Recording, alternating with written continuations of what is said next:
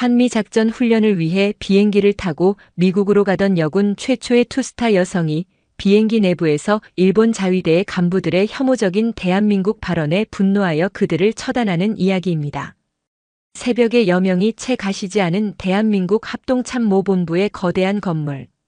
그 최상층에 위치한 군단장실에는 아직 어둠이 짙게 깔려 있었다.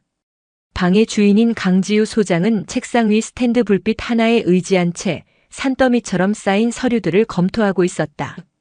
대한민국 창군 이래 최초의 여성 기동군단장. 그녀의 어깨에 달린 두 개의 별, 즉 소장의 계급장은 단순한 장식이 아니었다. 그것은 그녀가 감당해야 할 조국의 안보와 수만 장병의 목숨, 그리고 보이지 않는 편견과 싸워 이겨낸 수십 년 세월의 무게 그 자체였다. 책상 한편에 놓인 워싱턴 글로벌 안보 대화 동북아 신안보질서 구축 방안이라는 제목의 두툼한 보고서가 스탠드 불빛을 받아 유독 도드라져 보였다. 며칠 후 그녀는 이 회의에 대한민국 국군을 대표하여 참석해야 했다. 최근 급변하는 동북아 정세 속에서 한미 군사 동맹의 향방을 결정지을 중차대한 회의였다. 단순한 회의 참석이 아니었다. 그것은 총성 없는 전쟁터로 향하는 출정과도 같았다. 강지우는 잠시 펜을 내려놓고 의자 깊숙이 몸을 기댔다. 피로가 몰려왔지만 정신은 오히려 더 맑아지는 듯 했다. 창밖으로 서서히 밝아오는 서울의 풍경이 눈에 들어왔다. 저 고요하고 평화로운 도시의 아침을 지키기 위해 자신은 지금 이 자리에 있는 것이다. 문득 군단장 임명식 날이 떠올랐다. 대통령이 직접 그녀의 어깨에 별을 달아주며 했던 말. 강 장군, 당신의 어깨에 대한민국 국군의 미래와 조국의 명예가 달려있소. 당신은 단순한 군인이 아니라 이 땅의 모든 여성과 청년들의 희망이기도 합니다. 그 말의 무게가 새삼스럽게 가슴을 짓눌렀다. 그녀는 단순히 뛰어난 지휘관으로만 평가받지 않았다. 합참의 엘리트 코스를 모두 밟았고 야전 지휘관으로서도 탁월한 능력을 입증했다. 특히 그녀의 무술 실력은 군 내에서도 전설과도 같았다. 특공 무술과 합기도, 크라브마가 등 수십 년간 단련한 그녀의 신체는 그 자체가 하나의 잘 벼려진 무기였다. 하지만 그녀는 단 한 번도 그 힘을 사사로이 사용한 적이 없었다. 그녀에게 무술이란 상대를 제압하기 위한 기술이기 이전에 어떤 위기 상황에서도 흔들리지 않는 평정심을 유지하기 위한 수련의 과정이었다. 똑똑우.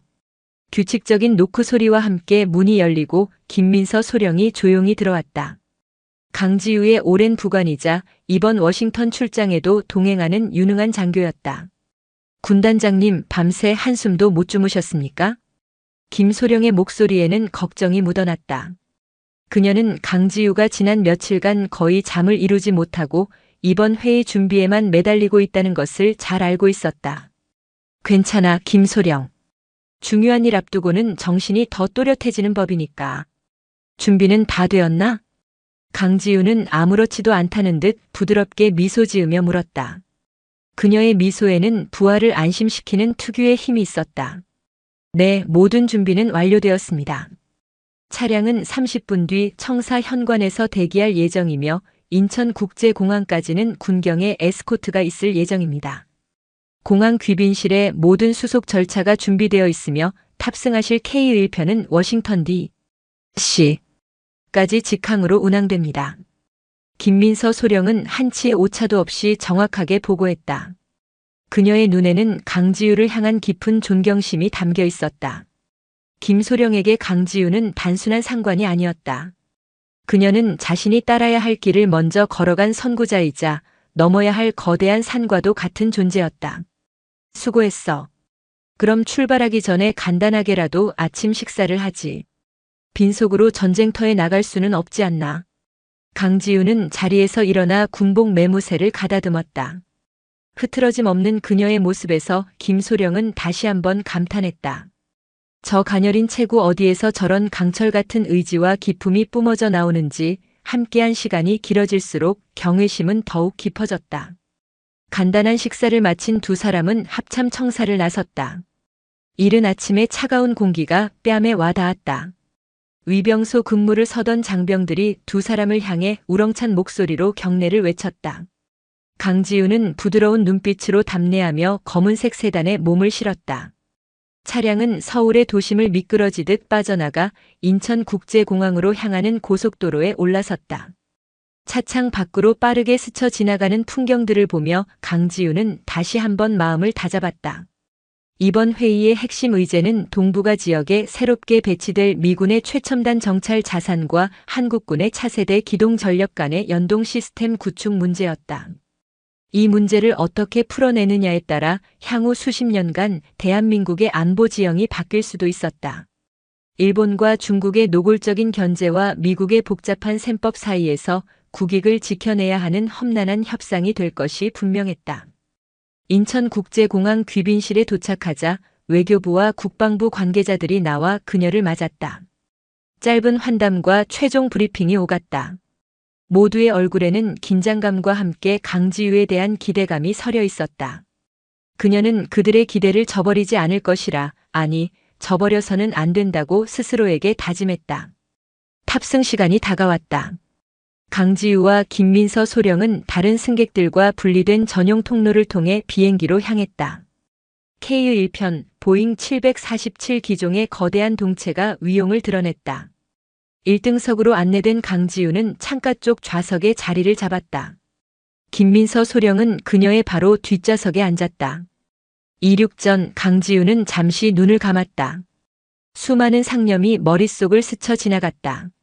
사관학교 시절의 굳은 맹세, 야전에서 병사들과 함께 흙먼지를 뒤집어 쓰던 기억, 그리고 마침내 여성 최초의 군단장이 되어 조국의 명을 받고 태평양을 건너게 된 지금 이 순간까지. 이 모든 것이 하나의 거대한 서사처럼 느껴졌다. 승객 여러분, 우리 비행기는 곧 이륙하겠습니다. 모두 좌석 벨트를 매주시기 바랍니다. 기장의 안내 방송과 함께 기체가 부드럽게 움직이기 시작했다. 강지우는 창밖을 보았다. 활주로를 질주하는 비행기는 이내 육중한 동체를 하늘로 띄워 올렸다. 점점 작아지는 대한민국의 땅을 내려다보며 그녀는 나지막이 의졸였다. 반드시 임무를 완수하고 돌아오겠습니다. 그것은 조국을 향한 그녀의 엄숙한 약속이었다. 하지만 그녀는 알지 못했다.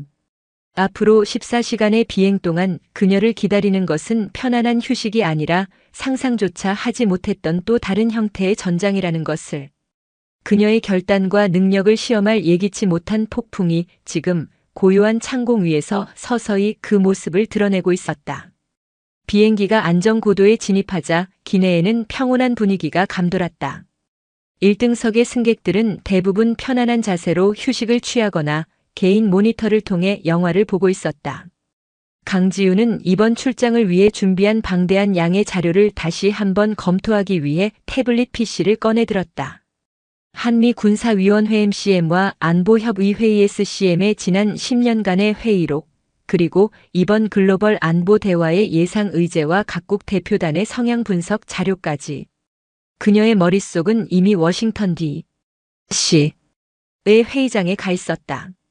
김민서 소령은 그런 강지우의 뒷모습을 조용히 바라보았다. 군단장님은 비행기 안에서조차 한순간도 긴장을 늦추지 않는구나. 존경심과 함께 안쓰러운 마음이 들었다. 그녀는 혹시나 강지우가 불편한 점은 없는지 주변을 세심하게 살폈다. 그때였다. 강지우의 대각선 앞쪽 좌석에 앉아있던 한 남자가 눈에 들어왔다. 동양인으로 보이는 중년의 남성은 말끔한 정장 차림이었지만 어딘지 모르게 위화감이 느껴졌다. 그는 이륙 직후부터 계속해서 샴페인을 주문해 마시고 있었다. 벌써 서너 잔은 비운 듯 그의 얼굴은 미세하게 붉어져 있었다. 하지만 그의 눈빛은 술에 취한 사람의 그것처럼 흐리멍덩하지 않았다. 오히려 무언가를 예리하게 살피는 듯한 날카로움이 언뜻언뜻 비쳤다. 남자는 이따금씩 강지우가 앉은 쪽을 힐끗거렸다. 처음에는 우연이겠거니 생각했던 김소령이었지만 그 시선이 몇 차례 반복되자 가벼운 경계심이 일었다. 남자의 옆자리와 뒷자리에도 비슷한 분위기를 풍기는 두 명의 남자가 더 있었다. 그들 역시 서로 아무 말도 나누지 않았지만 보이지 않는 끈으로 연결된 것처럼 일사불란하게 행동했다. 김민서 소령은 조용히 자신의 태블릿 PC를 켜 탑승객 명단과 대조해 보았다. 다행히 이번 출장을 위해 국정원으로부터 비공식적으로 전달받은 주요 탑승자 정보 파일이 있었다. 그녀는 남자의 인상착의를 떠올리며 파일을 검색했다. 나카무라 켄신. 일본 국적. 육상자위대 소속 대령 타이사. 화면에 뜬 정보에 김민서 소령의 미간이 살짝 찌푸려졌다. 단순한 자위대 장교가 아니었다. 소속 부서가 방위성 내각정보조사실 파견으로 되어 있었다. 일본 총리 직속의 최고 정보기관. 사실상 일본판 CIA나 다름없는 곳이었다. 그런 곳의 요원이 왜 하필 이 비행기에, 그것도 강지우 군단장과 같은 1등석에 탑승한 것일까? 김소령은 불안한 마음에 몸을 조금 앞으로 숙여 강지우에게 나지막이 속삭였다. 군단장님, 잠시 드릴 말씀이 있습니다. 무슨 일이지? 강지우는 자료에서 눈을 떼지 않은 채 물었다. 저희 대각선 앞쪽에 앉은 남자, 일본 방위성 내각정보조사실 소속의 나카무라 켄신 대령입니다. 우연의 일치라고 보기에는 석연치 않은 점이 많습니다. 그제야 강지우는 태블릿 PC에서 고개를 들었다. 그녀의 시선이 아주 잠깐 무심한 듯 나카무라에게로 향했다가 이내 김소령에게로 돌아왔다. 그녀의 눈빛에는 놀란 기색이 전혀 없었다. 오히려 올 것이 왔군 하는 듯한 차분함이 서려 있었다. 알고 있었다.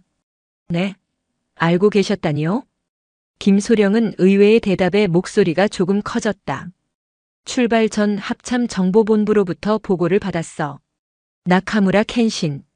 이번 워싱턴 회의에 일본 측 옵서버 자격으로 참석하는 인물이야. 하지만 그의 진짜 임무는 따로 있겠지.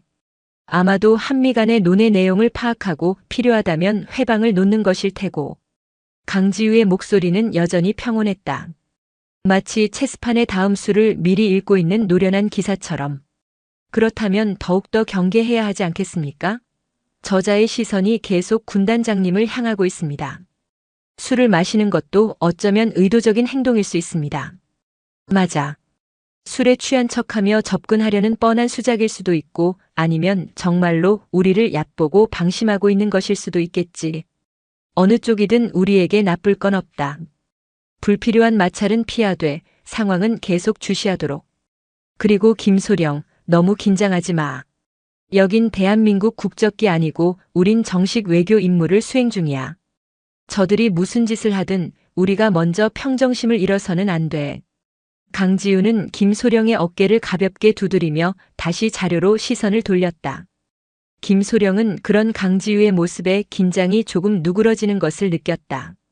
군단장님은 이미 모든 상황을 꿰뚫어 보고 계셨던 것이다. 자신은 그저 그 거대한 계획의 일부를 수행하는 톱니바퀴에 불과하다는 생각마저 들었다. 하지만 나카무라의 존재는 비행기 안의 평온한 공기를 미묘하게 바꾸어 놓았다. 그것은 마치 맑은 물에 떨어진 검은 잉크 한 방울과도 같았다. 처음에는 작은 점에 불과했지만 시간이 지날수록 서서히 번져나가며 물 전체를 흐리게 만들고 있었다. 몇 시간이 더 흘렀다. 기내식이 제공되고 승객들은 식사를 하거나 잠을 청했다. 강지우는 간단하게 식사를 마친 뒤 눈을 감고 명상에 잠겼다. 외부의 소란스러움으로부터 자신을 차단하고 내면의 중심을 잡기 위한 그녀만의 방식이었다. 바로 그때였다. 술에 제법 취한 듯 비틀거리던 나카무라가 자리에서 일어나 화장실로 향했다. 그는 강지우의 좌석 옆을 지나가다가 마치 발을 헛디딘 것처럼 휘청하며 그녀의 팔걸이를 짚었다. 순간적으로 강지우의 어깨에 그의 몸이 기댔다. 알코올 냄새와 함께 불쾌한 기운이 확 끼쳐왔다. 오토토 실례합니다. 나카무라는 과장된 몸짓으로 사과하며 몸을 일으켰다. 그의 입에서는 서툰 한국어가 흘러나왔다. 하지만 그의 눈은 웃고 있지 않았다. 오히려 찰나의 순간 강지우의 반응을 떠보는 듯한 교활한 빛이 스쳐 지나갔다. 강지우는 아무 말 없이 냅킨으로 팔걸이를 닦아낼 뿐이었다. 그녀의 얼굴에는 어떤 감정도 드러나지 않았다. 마치 길가에 굴러다니는 돌멩이를 본 듯 무심한 표정이었다. 그녀의 그런 반응이 오히려 나카무라를 자극한 것일까? 그는 그대로 지나치지 않고 강지우의 앞에 버티고 서서 말을 걸었다.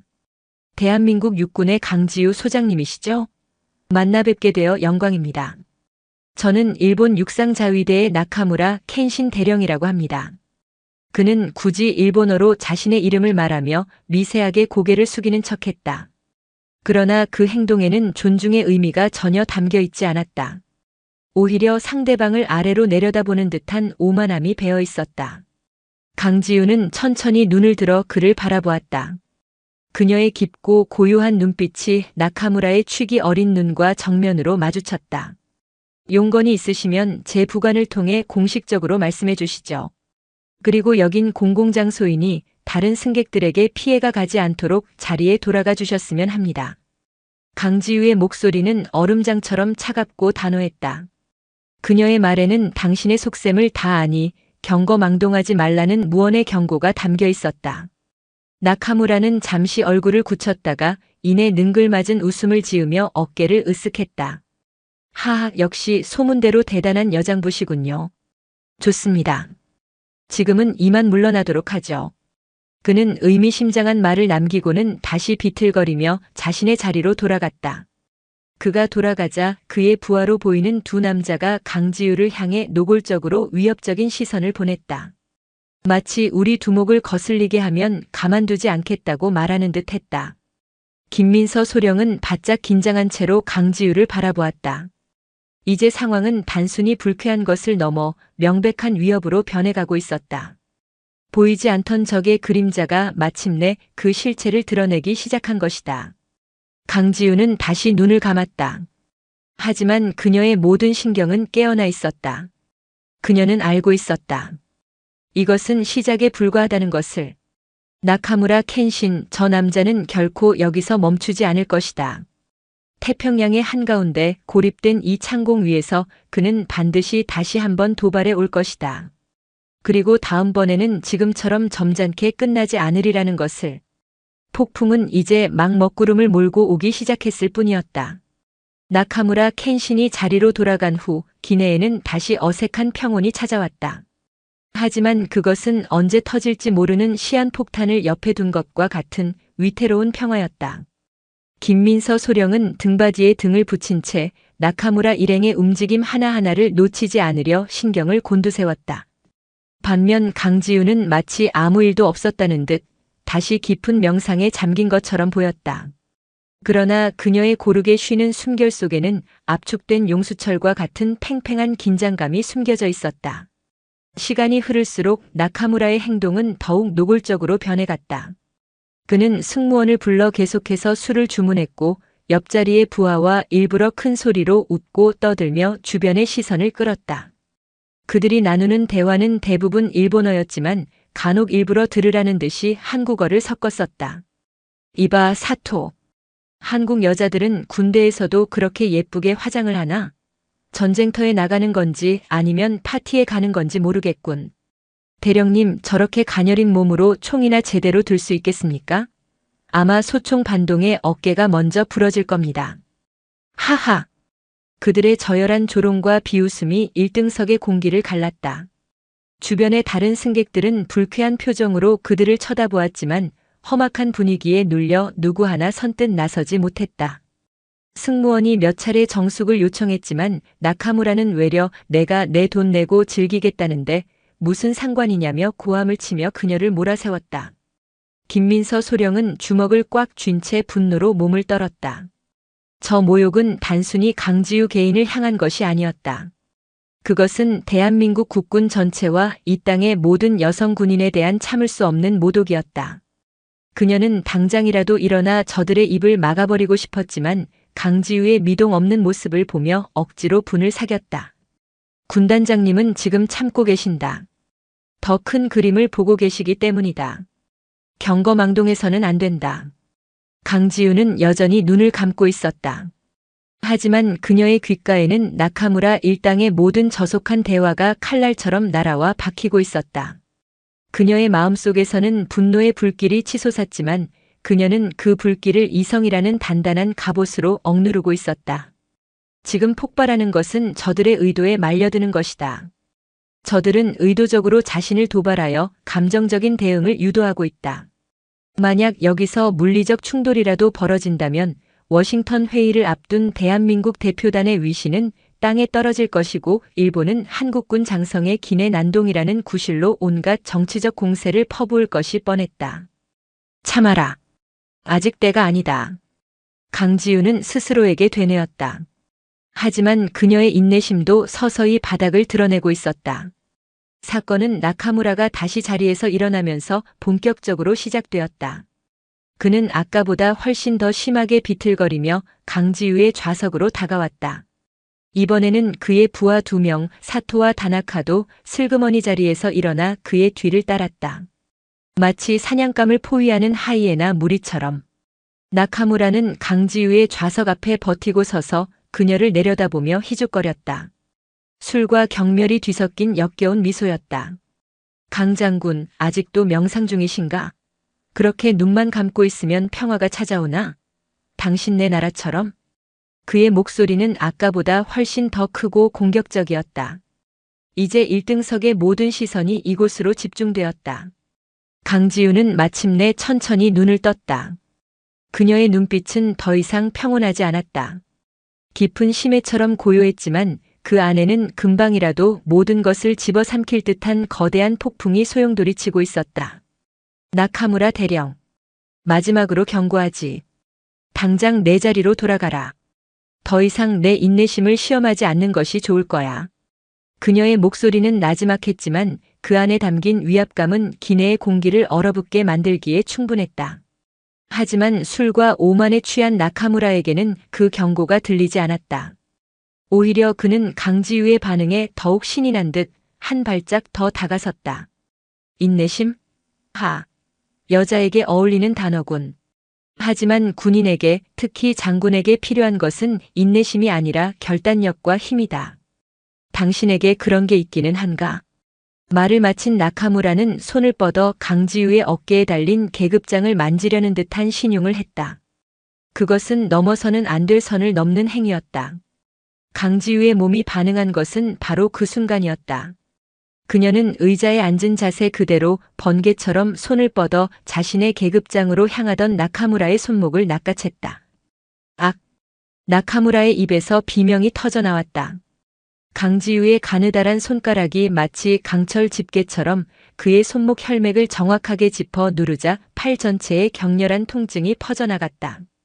상황이 순식간에 돌변하자 뒤에 서 있던 사토와 다나카가 동시에 움직였다. 이 여자가... 사토가 고함을 지르며 강지우의 머리채를 잡기 위해 달려들었다. 다나카는 통로의 반대쪽으로 돌아 그녀를 제압하려 했다.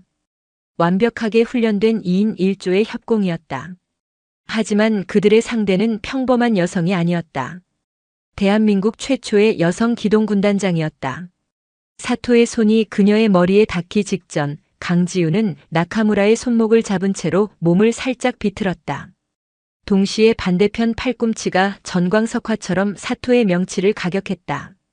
컥 하는 소리와 함께 거구의 사토는 숨을 토해내며 그대로 바닥에 쓰러졌다. 그 찰나의 순간 반대편에서 접근하던 다나카가 강지우의 어깨를 잡으려 했다. 강지우는 나카무라의 몸을 방패 삼아 앞으로 밀어버리는 동시에 의자에서 튕겨나가듯 일어섰다. 그녀의 발이 부드러운 곡선을 그리며 허공을 갈랐고 정확하게 다나카의 관자놀리를 걷어찼다. 비명조차 지르지 못한 다나카는 눈이 뒤집힌 채 옆 좌석으로 처박혔다. 모든 일이 단 2, 3초 사이에 일어났다. 김민서 소령과 다른 승객들은 눈앞에서 벌어진 일을 미처 인식하지도 못한 채 입을 벌리고 멍하니 서 있을 뿐이었다. 방금 전까지 기세등등하게 위협하던 거구의 남자 2명이 속수무책으로 쓰러져 신음하고 있었다. 이제 남은 것은 강지우에게 손목을 잡힌 채 고통으로 얼굴을 찡그리고 있는 나카무라뿐이었다. 내 놈들의 수준이 고작 이 정도였나? 강지우는 싸늘하게 말했다. 그녀의 눈빛에서는 더 이상 분노나 경멸 같은 감정은 찾아볼 수 없었다. 오직 눈앞의 적을 처리해야 한다는 차가운 결심만이 번뜩일 뿐이었다. 내 놈 감히. 나카무라는 고통 속에서도 도끼를 뿜어냈다. 그는 남은 한 손으로 품속에서 무언가를 꺼내려 했다. 하지만 강지우는 그보다 빨랐다. 그녀는 나카무라의 손목을 비틀어 꺾어버리는 동시에 그의 턱을 손바닥으로 강하게 밀어 올렸다. 나카무라의 몸이 균형을 잃고 뒤로 넘어갔다. 강지우는 그의 몸 위로 올라타 무릎으로 그의 가슴을 완벽하게 제압했다. 움직이면 목뼈를 부러뜨리겠다. 강지우의 서늘한 목소리가 기내에 울려 퍼졌다. 그녀의 손은 어느새 나카무라의 목을 향하고 있었다. 그녀가 조금만 힘을 주면 일본 방위성 내각정보조사실의 엘리트 요원은 태평양 상공에서 그대로 숨이 끊어질 터였다. 도발의 서막은 끝났다. 이제 피할 수 없는 결전의 순간이 시작된 것이다. 고립된 창공 위 모두가 숨죽인 가운데 강지우는 자신의 어깨에 걸린 조국의 명예와 군인의 자존심을 걸고 이 지긋지긋한 싸움을 끝내기 위한 마지막 결단을 내려야 했다. 강지우의 무릎 아래에 깔린 나카무라 켄시는 필사적으로 발버둥 쳤다. 방금 전까지 상대를 조롱하며 즐기던 오만함은 온데간데없고 눈에는 극도의 고통과 생존 본능만이 가득했다. 그의 목을 감싼 강지우의 손은 가늘었지만 그 안에는 언제든 경동맥을 끊어버릴 수 있는 강철 같은 힘이 응축되어 있었다. 기내의 모든 소음이 멎었다. 승객들은 눈앞에서 벌어진 비현실적인 광경에 숨을 죽인 채 두 사람을 바라볼 뿐이었다. 사무장, 지금 뭐 하는 겁니까? 당장 이 여자를 끌어내지 않고. 나카무라가 컥컥거리는 목소리로 외쳤다. 상황 파악이 되지 않은 일부 승객들도 웅성거리기 시작했다. 기내 폭력은 어쨌든 용납될 수 없는 일이었기 때문이다. 김민서 소령이 앞으로 나서려 했지만 강지우의 나지막한 목소리가 먼저 기내에 울려 퍼졌다. 모두 자리에서 움직이지 마십시오. 저는 대한민국 국군 소장 강지우입니다. 지금 이 자는 대한민국 장교를 모욕하고 동료들을 사주하여 저를 폭행하려 한 현행범입니다. 또한 그는 단순한 군인이 아닌 외교적 마찰을 의도적으로 유발하려는 특수 임무를 띈 공작원일 가능성이 매우 높습니다. 그녀의 목소리는 흐트러짐 없이 단호했고 그 내용은 충격적이었다. 공작원이라는 단어의 기내는 다시 한번 찬물을 끼얹은 듯 조용해졌다. 그때 강지우의 제압을 받고 있던 나카무라의 눈빛이 순간적으로 번뜩였다. 이대로 끝날 수 없다는 도끼였다. 그는 최후의 발악처럼 남아있던 모든 힘을 끌어모아 몸을 뒤틀었다. 동시에 그의 팔이 뱀처럼 솟구쳐 올라 강지우의 목을 향해 뻗어왔다. 제압당한 상황에서 나올 수 있는 움직임이라고는 믿기 힘든 고도로 훈련된 자만이 할 수 있는 반격이었다. 군단장님, 김민서 소령의 비명이 터져나왔다. 나카무라의 손이 정확하게 강지우의 목을 움켜쥐었다. 하지만 강지우의 얼굴에는 당황한 기색이 전혀 없었다. 오히려 역시 이렇게 나오는군 하는 듯한 냉정한 빛이 스쳐 지나갔다. 목에 압박이 가해지는 순간 강지우는 상체를 뒤로 살짝 젖히며 숨을 확보하는 동시에 나카무라의 가슴을 누르고 있던 무릎에 힘을 뺐다. 균형이 무너진 나카무라의 상체가 들리는 순간 강지우는 그 틈을 놓치지 않고 자신의 팔꿈치를 수직으로 들어올려 나카무라의 팔 안쪽 급소를 강하게 쳤다. 팔 전체에 퍼지는 찌르는 듯한 고통에 나카무라의 손아귀 힘이 순간적으로 풀렸다. 강지우는 그 0.1초의 순간을 놓치지 않았다. 그녀는 자신의 목을 조르던 나카무라의 팔을 양손으로 잡고 지렛대의 원리를 이용해 그대로 꺾어버렸다. 우두둑 하는 불길한 소리와 함께 나카무라의 팔이 비정상적인 각도로 꺾였다. 아! 나카무라의 입에서 처절한 비명이 터져나왔다. 이젠 더 이상 반항할 힘조차 남아있지 않았다. 강지우는 그의 꺾인 팔을 등 뒤로 돌려 완벽하게 제압한 뒤 충격에서 막 벗어난 사무장을 향해 명령했다. 사무장님, 지금 즉시 기장에게 연락해 상황을 보고하고 기내에 있는 케이블 타이나 포승줄이 있다면 가져다 주십시오. 이자들을 결박해야겠습니다. 그녀의 목소리에는 위기 상황을 완벽하게 장악한 지휘관의 권위가 서려 있었다. 어쩔 줄 몰라 하던 사무장은 그 목소리에 정신을 차리고 다급하게 고개를 끄덕였다. 네, 알겠습니다. 사무장은 즉시 조종실로 인터폰을 연결했고 다른 승무원들은 비상용 보안 키트를 가져와 그 안에서 플라스틱 케이블 타이를 꺼내왔다. 강지우는 김민서 소령의 도움을 받아 의식을 잃은 사토와 다나카, 그리고 고통 속에 신음하는 나카무라의 손을 등 뒤로 돌려 단단히 묶었다. 모든 과정은 한치의 오차도 없이 신속하고 정확하게 이루어졌다. 3명의 가해자가 모두 제압되자 비로소 기내의 긴장이 조금 풀리기 시작했다. 승객들은 경의와 두려움이 뒤섞인 눈으로 강지우를 바라보았다. 저 가녀리고 우아해 보이던 여성이 순식간에 3명의 거구의 남자를 제압하는 모습은 그들에게 평생 잊지 못할 충격적인 광경이었다. 잠시 후 기내 방송을 통해 기장의 차분한 목소리가 울려 퍼졌다. 승객 여러분께 안내 말씀드립니다. 방금 전 기내에서 발생한 불미스러운 상황은 현재 완전히 제압되었습니다. 다른 승객 여러분의 안전에는 아무런 문제가 없음을 알려드립니다. 소란을 일으킨 가해자들은 착륙 즉시 공항 경찰과 미 연방수사국 FBI에 인계될 예정입니다. 불편을 드린 점 진심으로 사과드리며 위기 상황에서 침착하고 용감하게 나서주신 승객분께 깊은 감사를 드립니다. 우리 비행기는 예정대로 목적지를 향해 안전하게 운항하겠습니다. 기장의 방송은 상황이 공식적으로 종료되었음을 알리는 선언과도 같았다. 승객들 사이에서는 안도의 한숨과 함께 강지우를 향한 작은 박수 소리가 터져나왔다. 강지우는 헝클어진 옷매무새를 가다듬고 자신의 자리로 돌아왔다. 그녀의 이마에는 땀방울이 송골송골 맺혀 있었지만 표정은 놀랍도록 평온했다. 마치 방금 전의 격투가 아무것도 아니었다는 듯이. 김민서 소령이 떨리는 목소리로 물었다. 군단장님 괜찮으십니까? 목에 상처가. 나카무라에게 잡혔던 목에는 붉은 손자국이 선명하게 남아 있었다. 강지우는 손으로 목을 가볍게 쓸어내리며 대답했다. 괜찮다. 이 정도는 상처축에도 못 껴. 그보다 김소령, 자네야말로 놀라지 않았나?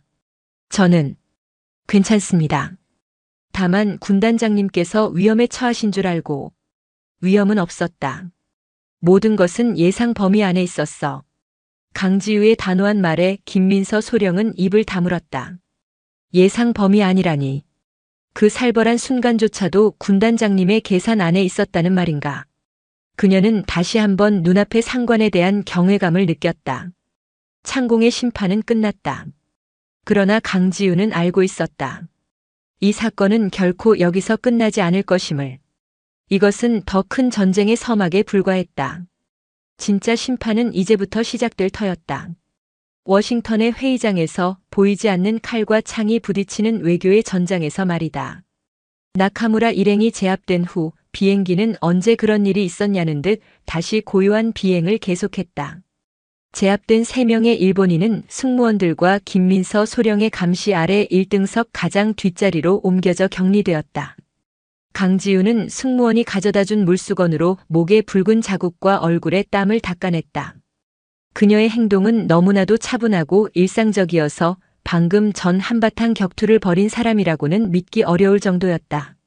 자리에 돌아온 강지우는 아무 말 없이 창밖을 바라보았다. 끝없이 펼쳐진 짙푸른 태평양과 그 위를 떠다니는 솜털 같은 구름들. 지상의 모든 소음과 갈등이 닿지 않는 듯한 평화로운 풍경이었다. 하지만 그 평화 아래에는 방금 전 자신이 겪었던 것과 같은 추악한 욕망과 음모가 소용돌이치고 있었다. 김민서 소령이 조심스럽게 그녀에게 다가와 앉았다. 군단장님, 이제 어떻게 되는 겁니까? 강지우는 창밖에서 시선을 거두고 김소령을 바라보았다. 예정대로 워싱턴으로 간다. 그리고 예정대로 회의에 참석한다. 바뀐 것은 아무것도 없어. 하지만 이런 일이 있었는데도 말입니까? 저들은 분명 의도적으로 접근한 것입니다. 이건 명백한 도발입니다. 그래, 도발이지. 그리고 저들의 도발은 실패했다. 강지우는 차갑게 말했다. 생각해보게, 김소령. 저들의 목적이 무엇이었을까? 단순히 술에 취해 시비를 거는 것이었을까? 천만에. 나카무라 켄신 내각정보조사실의 엘리트 요원이 그렇게 허술할 리가 없다. 그의 모든 행동은 치밀하게 계산된 연기였어. 강지우의 머릿속에서는 흩어져 있던 퍼즐 조각들이 하나의 그림으로 맞춰지고 있었다. 그들의 첫 번째 목표는 나를 자극해서 감정적으로 폭발하게 만드는 것이었을 거야. 만약 내가 그들의 조롱에 넘어가 먼저 소란을 피웠다면 어떻게 됐을까? 대한민국 여성 장군, 기내에서 난동이라는 제목으로 전 세계 언론에 대서특필되었겠지. 워싱턴 회의에 참석하기도 전에 나는 대한민국 국군의 위신을 실추시킨 무능하고 감정적인 지휘관으로 낙인 찍혔을 것이다. 김민서 소령은 강지우의 분석에 등골이 서늘해지는 것을 느꼈다. 정말 끔찍한 함정이었다. 만약 그것이 실패하면 두 번째 계획으로 넘어갔을 테고. 그게 바로 방금 전의 물리적 충돌이었지. 그들은 자신들의 우월한 신체 능력을 이용해 나를 제압하고 모욕을 주려 했을 거야. 한국 최초의 여성 군단장, 일본 자위대 장교들에게 속수무책으로 제압당하다. 이 또한 얼마나 자극적인 뉴스거리인가. 한미 군사 협력을 논의하는 자리에 나서는 내 발언의 무게는 깃털처럼 가벼워졌을 테지. 그렇다면 군단장님께서 저들을 압도적으로 제압하신 것은 결과적으로 최선의 대응이었던 거군요. 최선이라고 할 수는 없지. 가장 좋은 것은 아예 이런 일이 벌어지지 않는 것이었으니까. 하지만 일단 벌어진 이상 이것이 차악의 선택이었다. 강지우는 잠시 말을 멈추고 태블릿 PC를 켰다. 화면에는 이번 워싱턴 안보 대화의 주요 의제들이 떠 있었다. 결국 저들의 최종 목표는 이것이다. 한미연합 지휘 통제 시스템 고도화 방안. 특히 우리가 미국으로부터 도입하려는 글로벌 호크와 같은 최첨단 정찰 자산과 우리 군의 지휘 통제 체계를 직접 연동하는 문제. 이것은 일본에게는 눈엣 가시 같은 일이야. 한국의 독자적인 정보 수집 및 작전 수행 능력이 비약적으로 향상되는 것을 그들은 원치 않거든. 그제야 김민서 소령은 모든 그림을 이해할 수 있었다. 나카무라의 도발은 단순히 한 개인을 향한 공격이 아니었다. 그것은 대한민국의 군사 주권을 방해하고 동북아의 안보 지형에서 자국의 이익을 극대화하려는 일본의 거대한 국가 전략의 일부였던 것이다. 비행기 안에서 벌어진 이 작은 사건은 수면 아래에서 벌어지고 있는 거대한 빙산의 일각에 불과했다. 그들은 이번 회의에 한국 측 대표인 나를 어떻게든 무력화시키고 싶었을 거야. 회의장에서 나의 협상력을 떨어뜨리고 내 말에 신뢰가 가지 않도록 만들기 위해 이런 무리수까지 둔 것이지.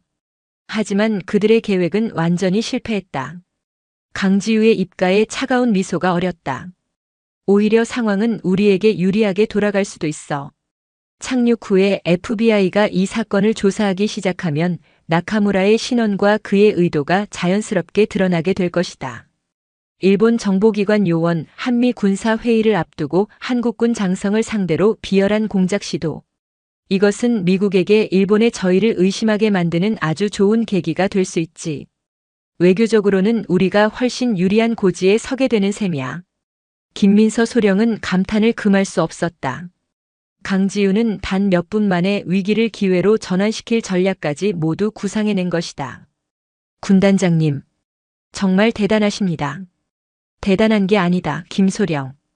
이것이 바로 우리가 싸워야 할 전쟁의 본질이야. 현대전은 더 이상 총과 칼로만 싸우지 않아. 정보와 외교 그리고 명분과 여론이 더 강력한 무기가 될 수 있지.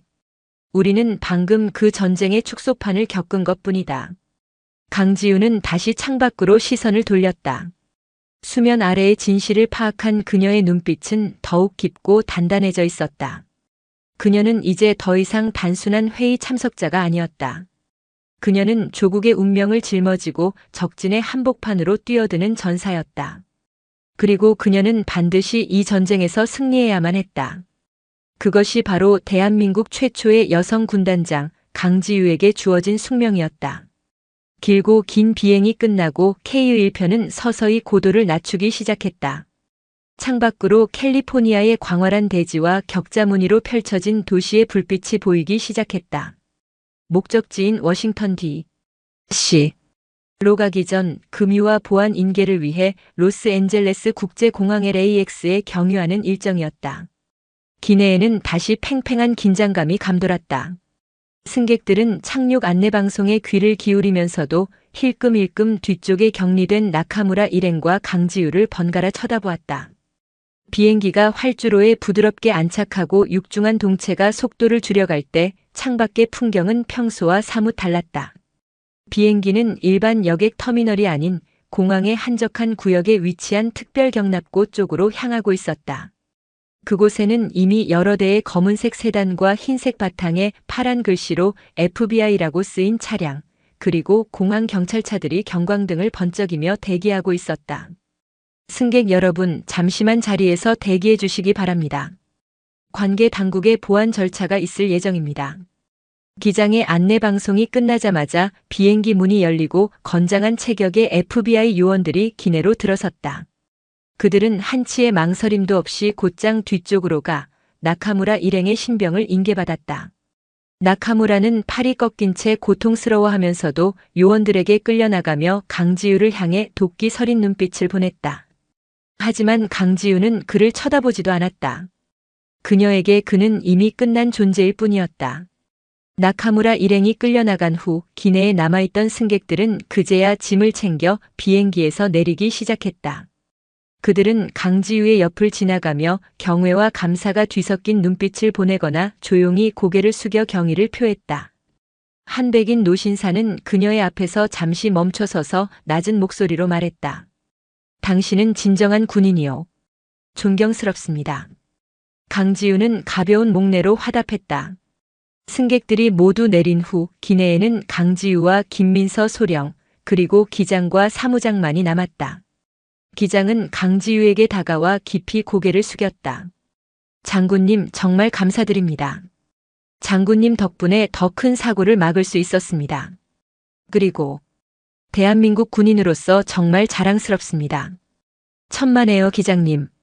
승객의 안전을 위해 끝까지 침착하게 대응해 주신 기장님과 승무원 여러분께 제가 더 감사드립니다. 서로에 대한 짧지만 진심 어린 인사가 오갔다. 그때 비행기 입구에 새로운 인물들이 나타났다. 잘 다려진 미 육군 정복을 입은 백발의 장성과 그의 부관들이었다. 그의 어깨에는 별 3개, 중장의 계급장이 빛나고 있었다. 강장군? 미군 중장은 부드러운 영어로 물으며 강지우에게 다가왔다. 김민서 소령이 통역을 하려던 순간 강지우가 유창한 영어로 먼저 입을 열었다. 네, 맞습니다. 국방부의 메가더 중장님이시군요. 미국에 오신 것을 환영합니다, 장군. 비행 중에 약간의 난기류가 있었다고 들었습니다. 메가더 중장은 난기류라는 단어를 강조하며 의미심장한 미소를 지었다. 그의 눈에는 강지우에 대한 깊은 존중과 호기심이 담겨 있었다. 이미 모든 상황을 보고받았다는 뜻이었다. 사소한 불편함 정도였습니다, 장군님. 임무를 계속할 준비가 되어 있습니다. 강지우는 조금도 지친 기색 없이 당당하게 대답했다. 그녀의 모습에 메가더 중장은 만족스러운 듯 고개를 끄덕였다. 훌륭합니다. 워싱턴 D.C.로 갈 비행편을 준비해 두었습니다. 저를 따라오시죠. 강지우는 김민서 소령과 함께 메가더 중장을 따라 비행기에서 내렸다. 활주로의 밤 공기가 상쾌했다. 그녀는 잠시 멈춰서서 자신이 타고 온 KU-1편을 돌아보았다. 저 거대한 동체 안에서 불과 몇 시간 전에 벌어졌던 일들이 꿈처럼 아득하게 느껴졌다. 그녀의 시선은 멀리 FBI 차량 쪽으로 향했다. 나카무라 켄신이 수갑을 찬 채 차에 오르는 모습이 희미하게 보였다. 두 사람의 시선이 허공에서 아주 잠시 마주쳤다. 나카무라의 눈에는 패배감과 증오가, 그리고 강지우의 눈에는 차가운 연민과 새로운 결의가 담겨 있었다. 강지우는 이내 고개를 돌렸다. 그녀의 앞에는 미 공군의 CU-32 수송기가 위용을 뽐내며 서 있었다. 워싱턴으로 향하는 그녀를 새로운 전장으로 이끌어줄 전용기였다. 가자, 김소령. 진짜 싸움은 이제부터 시작이니까. 강지우는 나지막이 말하며 전용기의 트랩을 향해 걸어갔다. LA의 화려한 야경을 등지고 새로운 전장으로 향하는 그녀의 뒷모습은 그 어느 때보다 단단하고 결연해 보였다. 창공에서의 싸움은 끝났지만 이제는 세계의 심장부에서 대한민국의 국익과 자존심을 걸고 벌여야 할 총성 없는 전쟁이 그녀를 기다리고 있었다. LAX를 이륙한 미 공군기는 어둠을 가르며 동쪽을 향해 날아갔다. 민항기와는 비교할 수 없는 속도와 안정감. 하지만 강지우의 마음은 비행기의 속도보다 더 빠르게 워싱턴 D.C.의 회의장을 향해 달려가고 있었다. 옆자리에 앉은 메가더 중장은 비행 내내 그녀에게 불필요한 질문을 던지지 않았다. 그저 조용히 서류를 검토할 뿐이었지만 이따금씩 그녀를 향하는 그의 시선에는 복잡한 감정이 서려 있었다. 존중, 호기심 그리고 일종의 시험. 그는 지금 눈앞에 이 동양인 여성 장군이 과연 소문대로의 인물인지 아니면 그저 운이 좋았던 것인지를 가늠하고 있는 듯했다. 워싱턴 덜레스 국제공항에 도착했을 때는 이미 현지 시각으로 자정을 넘긴 시간이었다. 비행기에서 내리자 주미 한국 대사관의 국방무관과 합참에서 파견된 선발팀이 그녀를 맞았다. 그들의 얼굴에는 안도와 걱정이 교차하고 있었다. 기내에서 벌어진 사건의 전말은 이미 암호 전문을 통해 워싱턴에 타전된 상태였다. 군단장님 무사하셔서 천만다행입니다. 걱정했네. 현지 상황은 어떤가? 강지우는 짧은 인사와 함께 곧바로 본론으로 들어갔다. 그녀에게는 감상에 젖어 있을 시간이 없었다. 국방무관이 준비된 차량으로 안내하며 브리핑을 시작했다. 나카무라 켄신을 포함한 일본 자위대 장교 3명은 LA에서 FBI의 신문을 받고 있는 중입니다. 일본 대사관 측에서는 술에 취해 벌어진 우발적인 사고라며 즉각적인 신병 인도를 요구하고 있지만 미 국무부와 법무부는 외교관 면책 특권이 없는 군인의 기내 난동 및 폭행 미수 사건으로 규정하고 정식 사법 절차에 따라 처리하겠다는 입장을 고수하고 있습니다.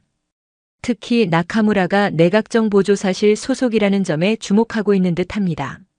일본 측 반응은 겉으로는 유감을 표명하고 있지만 물밑에서는 총력을 다해 이번 사건이 확대되는 것을 막으려 하고 있습니다. 특히 언론 통제에 안간힘을 쓰는 모습입니다. 하지만 이미 몇몇 소식통을 통해 한국 여성 장군, 일본 정보 요원 제압이라는 내용이 조금씩 흘러나가고 있는 상황입니다. 강지우는 고개를 끄덕였다. 모든 것이 그녀가 예상한 대로 흘러가고 있었다. 잘 됐군. 우리가 굳이 떠들지 않아도 진실은 스스로 제 목소리를 내는 법이니까. 회의 준비는 어떻게 되어가나? 모든 준비는 끝났습니다. 내일 오전 10시 국방부에서 첫 번째 비공개 실무 회담이 열립니다. 장군님의 기조 발언을 시작으로 본격적인 의제 논의에 들어갈 예정입니다. 차가 도착한 곳은 워싱턴 D.C. 중심가에 위치한 한적한 호텔이었다. 하지만 그곳은 단순한 숙소가 아니었다.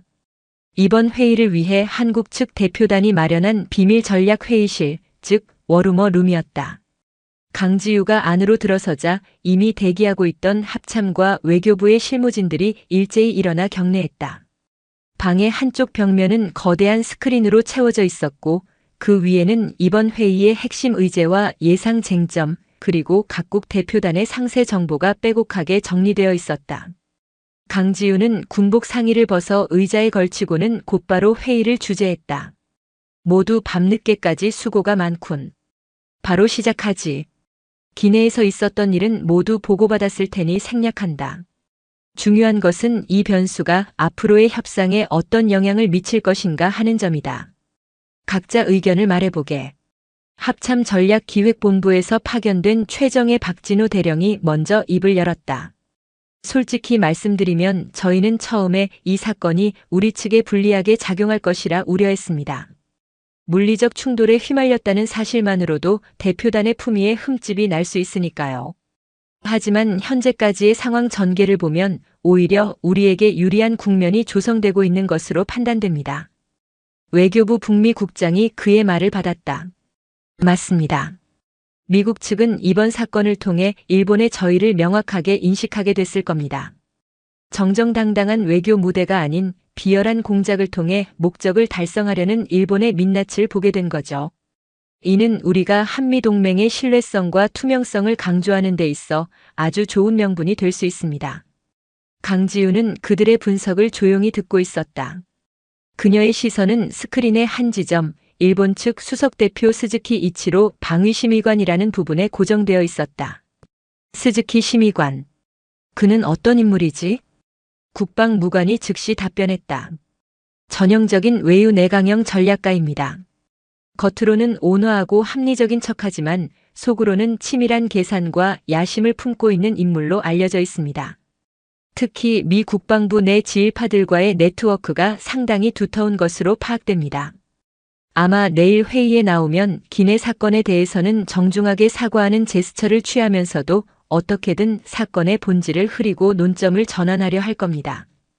예를 들면 아마도 불미스러운 일이 있었지만 그럴수록 양국군의 긴밀한 협력과 소통이 더욱 중요하다는 식으로 나올 가능성이 높습니다.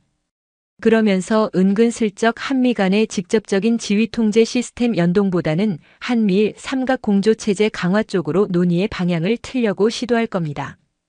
기내 사건을 역이용해서 자신들의 수건 사업인 삼각안보 협력의 필요성을 역설하는 거죠.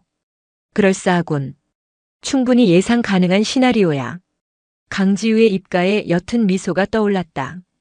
적의 수가 읽히기 시작하자 오히려 마음이 편안해졌다. 그렇다면 우리의 대응 전략은 명확하다. 첫째, 우리는 절대 먼저 기내 사건을 언급하지 않는다. 우리는 오직 이번 회의의 공식 의제에만 집중한다. 만약 일본 측이 먼저 사과를 표해오면 우리는 이미 지난 일이라며 대범하게 받아준다. 하지만 그들이 사건의 본질을 왜곡하거나 역이용하려 든다면 그때는 철저하게 원칙으로 대응한다. 그녀는 자리에서 일어나 스크린 앞으로 걸어나갔다. 그녀의 작은 체구에서 뿜어져 나오는 카리스마가 좁은 회의실을 가득 채웠다. 우리가 요구하는 것은 한미 연합 방위 능력의 고도화다. 이것은 동맹으로서의 당연한 권리이자 의무다. 여기에 제3국이 개입할 여지는 없다. 만약 일본이 삼각공조를 들고 나온다면 우리는 이렇게 반문할 것이다. 신뢰할 수 없는 파트너와 어떻게 군사정보를 공유하고 공동작전을 수행할 수 있는가? 라고. 나카무라 사건은 바로 그 신뢰의 문제를 수면 위로 끌어올린 결정적 증거다. 우리는 이 카드를 함부로 사용하지 않을 것이다. 하지만 가장 결정적인 순간 상대의 심장을 찌르기 위해 품속에 날카롭게 숨겨둘 것이다. 참모진들의 눈이 일제히 빛났다. 강지우의 전략은 명쾌하고 대담했다. 위기를 정면으로 돌파하는 것이 아니라 위기를 지렛대 삼아 더 큰 이익을 얻어내려는 고도의 심리전이었다. 모두들 명심하게. 내일부터 시작될 회의는 단순한 협상이 아니다. 이것은 대한민국의 군사주권과 국가의 자존심이 걸린 전쟁이다. 그리고 우리는 이 전쟁에서 반드시 승리해야만 한다. 질문 있나? 아무도 대답하지 않았다. 아니, 할 수 없었다. 그녀의 완벽한 논리와 비전 앞에 모두가 압도되었기 때문이다. 좋다. 그럼 오늘 회의는 이것으로 마치지.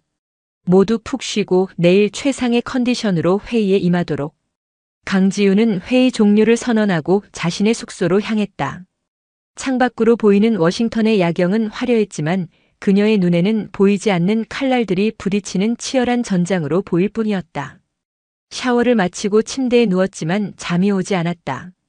그녀는 눈을 감고 기내에서의 싸움을 그리고 방금 전의 전략 회의를 수없이 복기했다. 이 싸움은 결코 쉽지 않을 것이다. 하지만 그녀는 두렵지 않았다.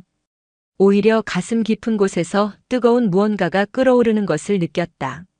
수십 년간 군인으로 살아오며 그녀가 지키고자 했던 모든 것들이 바로 이 순간을 위한 것이었음을. 조국의 명예, 군인의 자존심, 그리고 평화에 대한 신념. 이 모든 것을 걸고 그녀는 이제 새로운 전장의 한복판으로 걸어 들어갈 준비를 마쳤다. 워싱턴의 해가 밝아오고 있었다. 다음 날 오전 강지우와 대표단이 탑승한 차량 행렬은 삼엄한 경호를 받으며 미 국방부 펜타곤으로 향했다. 세계 최강의 군사력을 상징하는 거대한 오각형 건물은 그 자체만으로도 사람을 압도하는 위압감을 풍기고 있었다. 강지우는 차창 밖으로 보이는 펜타곤을 담담한 눈으로 바라보았다. 저 건물 안에서 지금 이 순간에도 전 세계의 운명을 좌우하는 수많은 결정들이 내려지고 있을 터였다.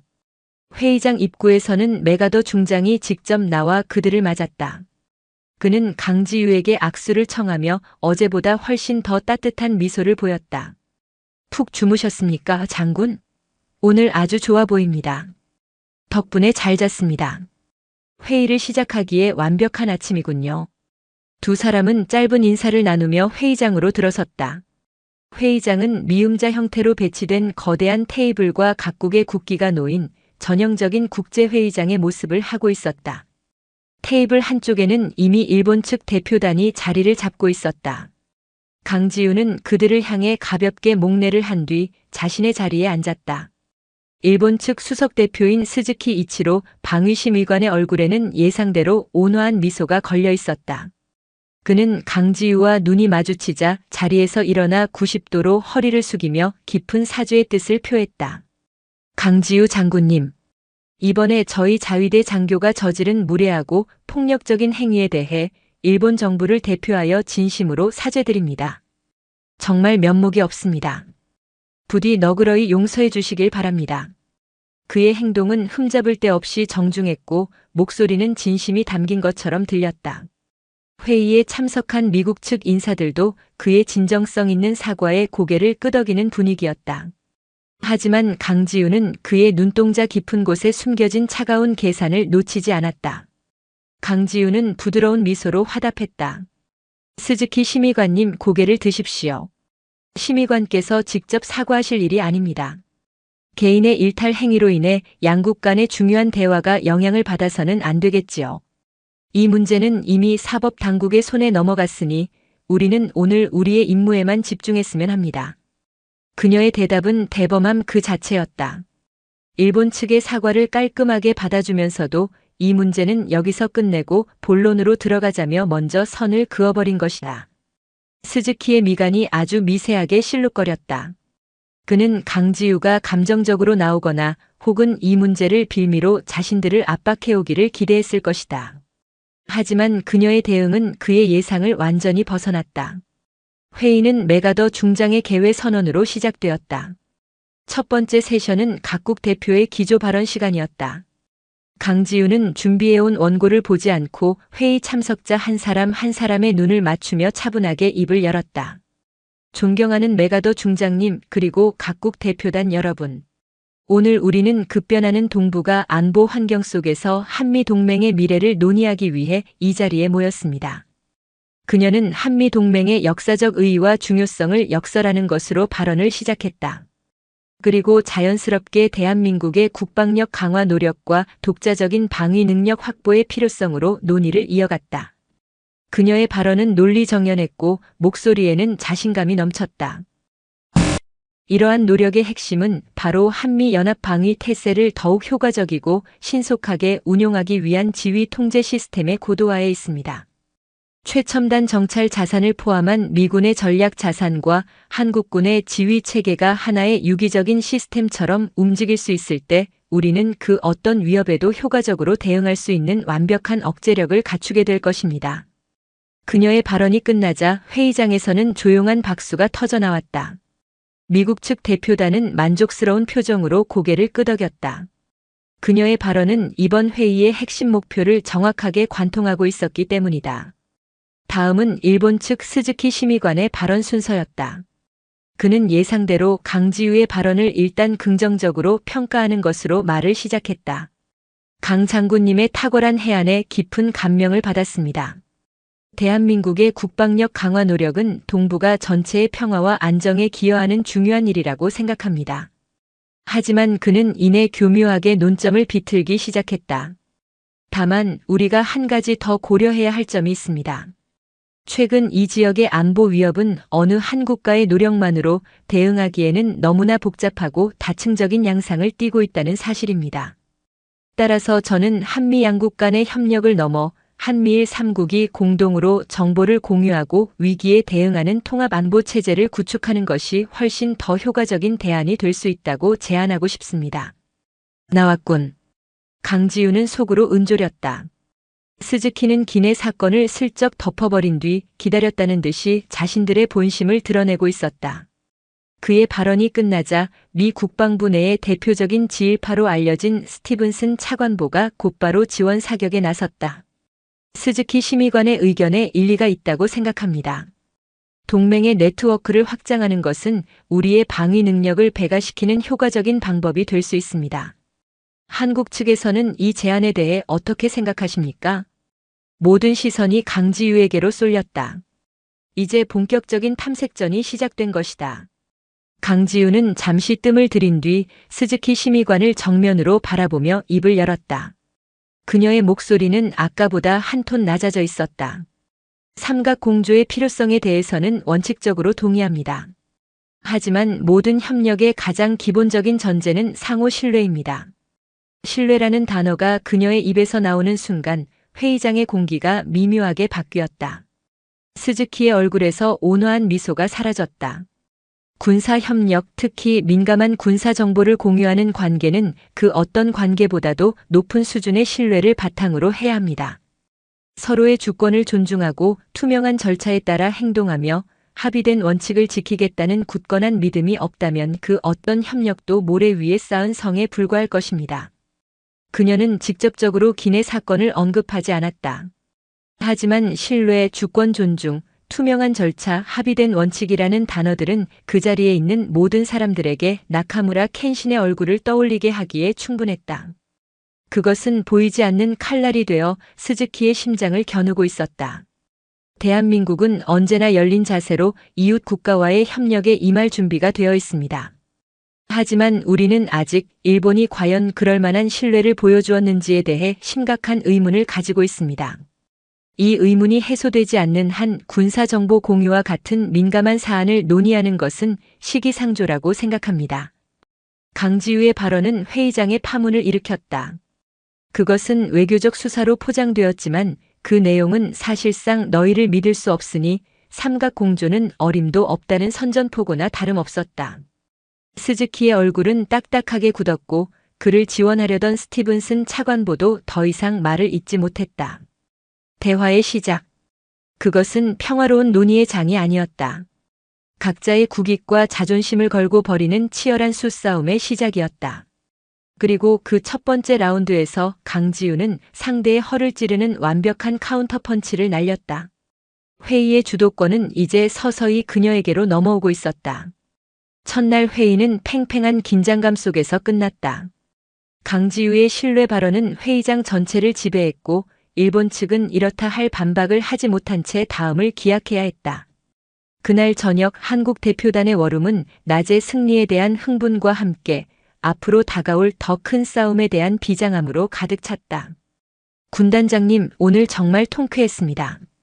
스즈키의 얼굴이 잿빛으로 변하는 것을 보셨어야 했는데 말입니다. 박진우 대령이 흥분을 감추지 못하고 말했다. 하지만 강지우는 담담했다. 아직 끝난 게 아닐세. 오히려 시작이지.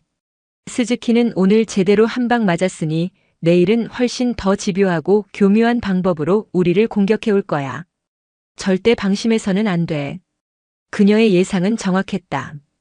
둘째 날 회의가 시작되자마자 스즈키는 전혀 다른 전략을 들고 나왔다. 그는 더 이상 삼각공조를 직접적으로 거론하지 않았다. 대신 그는 한미 양국이 논의하고 있는 지휘 통제 시스템 연동 문제의 기술적인 부분을 집요하게 파고들기 시작했다. 미군의 글로벌 호크가 수집하는 방대한 양의 영상 및 신호 정보를 한국군의 지휘 통제 체계 KJCCS가 실시간으로 처리하고 분석할 수 있는 능력이 과연 충분합니까? 만약 시스템의 과부하가 걸리거나 해킹 등의 외부 공격에 의해 정보가 왜곡, 유출될 경우 이는 동북아 전체의 안보에 심각한 위협이 될 수 있습니다. 이 문제에 대한 명확한 기술적 보증이 필요합니다. 그의 주장은 표면적으로는 매우 합리적이고 논리적인 문제 제기처럼 보였다. 그는 한국군의 독자적인 정보 처리 능력에 의문을 제기함으로써 시스템 연동의 위험성을 부각시키려 하고 있었다. 미국 측 기술 담당자들 사이에서도 그의 지적에 일리가 있다는 듯한 웅성거림이 나왔다. 상황이 다시 불리하게 돌아가는 듯 했다. 강지우는 한국 측 기술팀장을 지목하며 답변을 지시했다.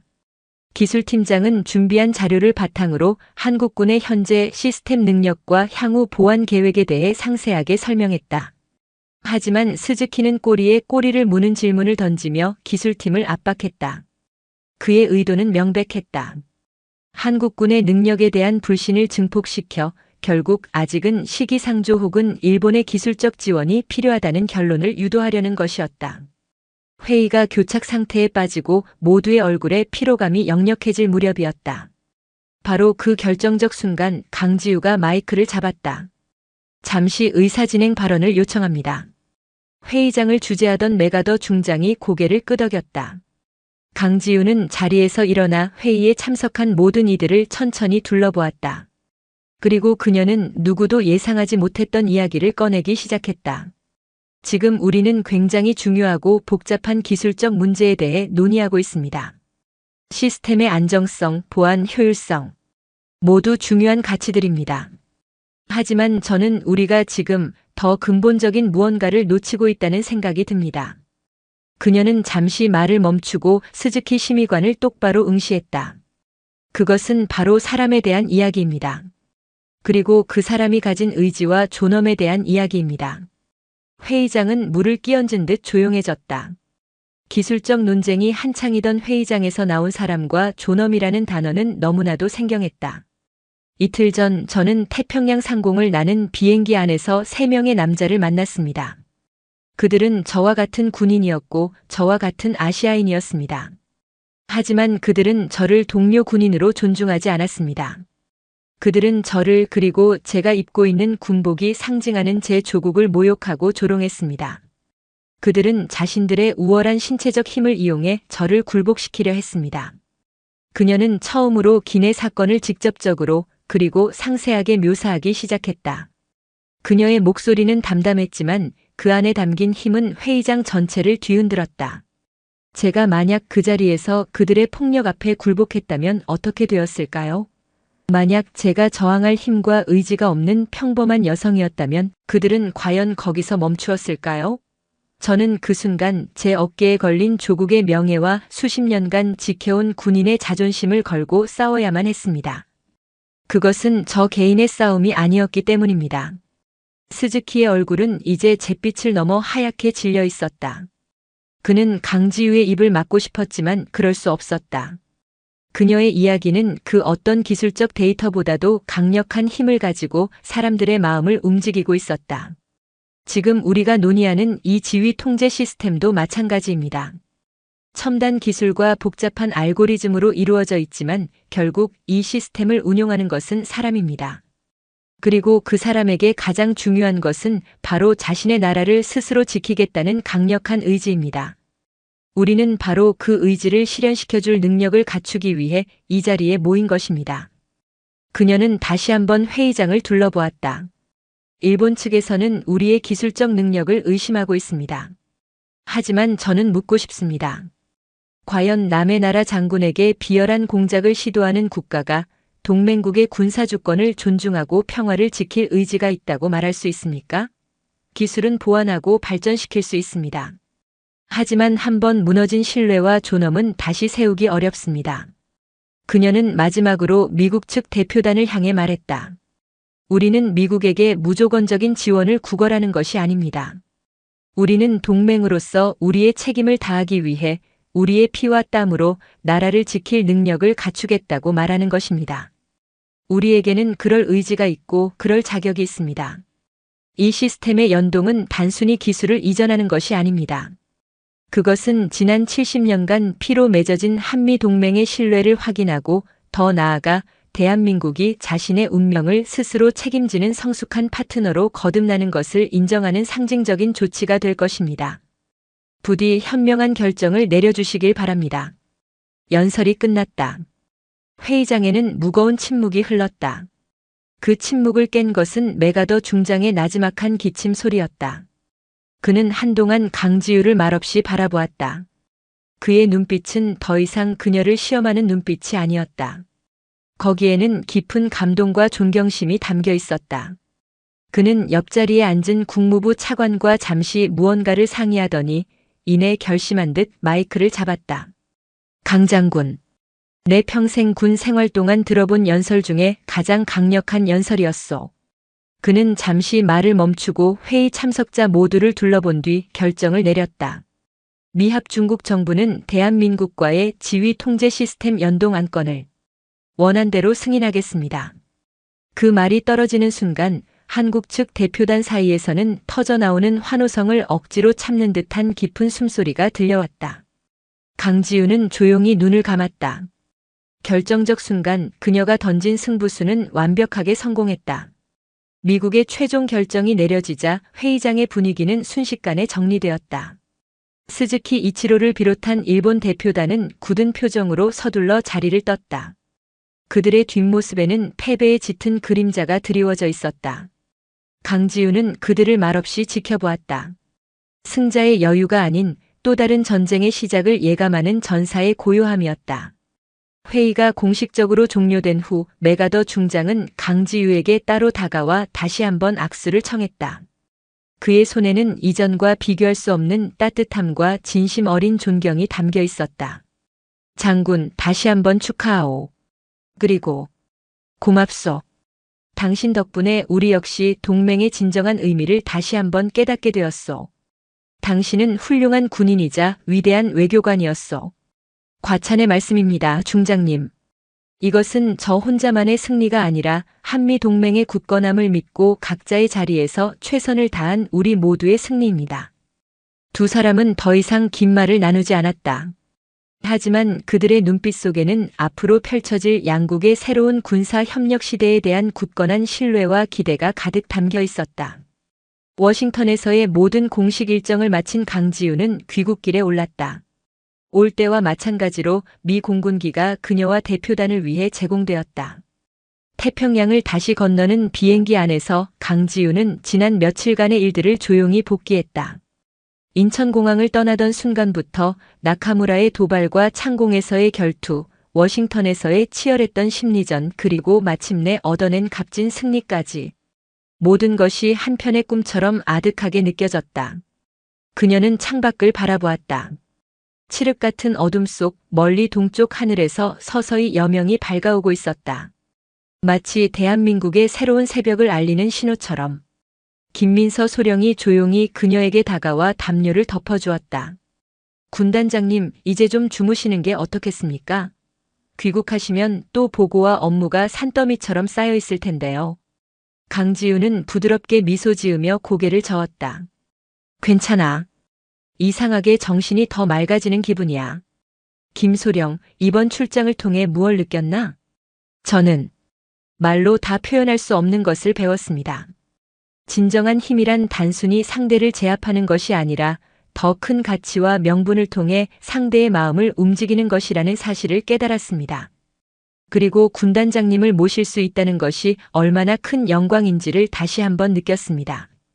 김민서 소령의 눈에는 진심 어린 존경심이 가득했다. 강지우는 그녀의 어깨를 가볍게 두드려 주었다. 나 역시 많은 것을 배웠다. 나의 임무가 단순히 적과 싸워 이기는 것만이 아니라는 것을. 때로는 보이지 않는 전장에서 조국의 자존심과 국민의 명예를 지키기 위해 싸워야 한다는 것을 말이야. 그리고 그 싸움의 가장 강력한 무기는 바로 우리 스스로에 대한 믿음과 긍지라는 사실도. 비행기는 어느덧 한반도 상공으로 접어들고 있었다. 창밖으로 익숙한 해안선과 산맥의 능선이 보이기 시작했다. 그녀가 목숨을 걸고 지키고자 했던 땅, 그녀의 모든 것이 시작된 조국이었다. 인천국제공항에는 이른 아침임에도 불구하고 합참의장과 각 군 총장들이 직접 마중 나와 있었다. 그들은 길고 험난한 싸움에서 승리하고 돌아온 영웅을 최고의 예우로 맞았다. 강지우는 그들의 환대에 일일이 답하며 조금도 지친 기색 없이 당당한 모습으로 트랩을 내려왔다.